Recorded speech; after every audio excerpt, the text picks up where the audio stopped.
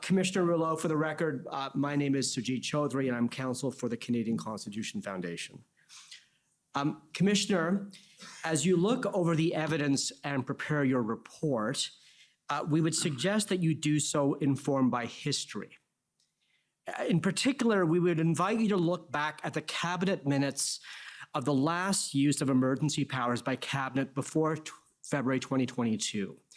The invocation of the War Measures Act in 1970 during the FLQ crisis. These minutes have been declassified and they are in the CCF's evidence. At the time, the Prime Minister did not initially recommend that the War Measures Act be triggered. The Security Committee of the Cabinet had met the previous day and were briefed by the security services that there was no apprehended insurrection in Quebec. The Honorable Jean Marchand, the political minister of Quebec, sharply disagreed at the cabinet meeting. He presented unverified intelligence at the cabinet table that the FLQ was, quote, a state within a state and heavily armed. He stated that failure to invoke the act was, quote, meant the risk of losing Quebec. In the end, the cabinet came around to Marchand's view.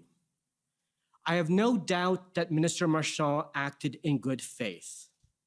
However, it is now accepted that he and the cabinet were deeply mistaken. There was no apprehended insurrection in Quebec. The security services were right. Cabinet overreacted in the FLQ crisis. It should have relied on legal tools outside the War Measures Act. The basic mission of the Emergencies Act was to make sure that this kind of mistake never happened again.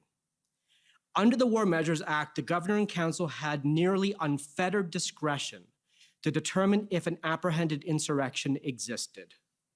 On first reading in Parliament, the Emergencies Act only required that the Governor and Council be, quote, of the opinion that a public order emergency exists. In committee, the act was amended to require that the Governor and Council believe on reasonable grounds that a public order emergency exists. Minister Perrin-Beatty, the author of the Emergencies Act, explained that the shift from an opinion to reasonable grounds test was to, quote, guarantee Canadians the ability that the courts could rule on whether the government had reasonable grounds to believe that a national emergency existed. The same holds true for this commission.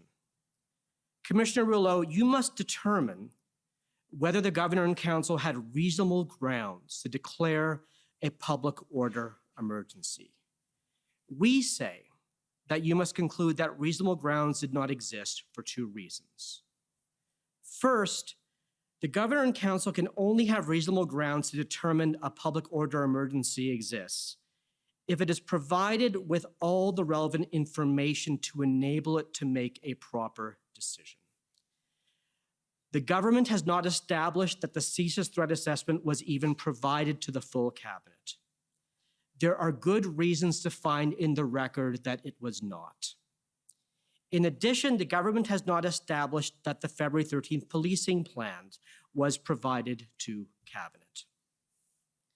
Second, the proper interpretation of the Emergencies Act is that it incorporates the CSIS Act definition of a threat to national security.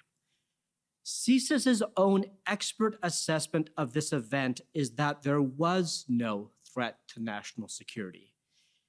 In the face of this finding, the reasonable grounds test requires that the federal government provide evidence for why it disagreed with the CSIS assessment.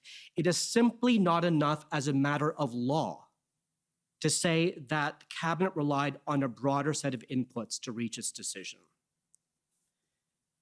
The invocation of the Emergencies Act has been and should remain exceedingly rare. But now that the glass has been broken on the act, it can be used again.